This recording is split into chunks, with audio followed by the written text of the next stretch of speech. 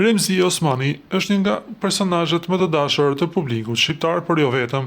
Nuse e saj ditën e sotme Gëzimja ka ndarë një moment të veçantë me Remzi Osmanin, duke dedikuar një mesazh të ndjerë me rastin e 8 marsit. Në një postim në rrjetet sociale, ajo shkroi: "Gëzuar 8 marsin mam, jemi krenar dhe shumë me fat që të kemi afër. Je ndihma ime e parë çdo herë. Të duam", shkroi ajo përkrah një fotoje të publikuar në Instagramin e saj. Edhe pse në urimin publik e quan mam, në fakt bëhet fjalë për vjerrën e saj me të cilën Gëzimja duket se ka një raport shumë të afërt. Kjo marrëdhënie ngushtë reflektohet edhe në foton e postuar ku ato shfaqen të buzëqeshura në një ambient festiv.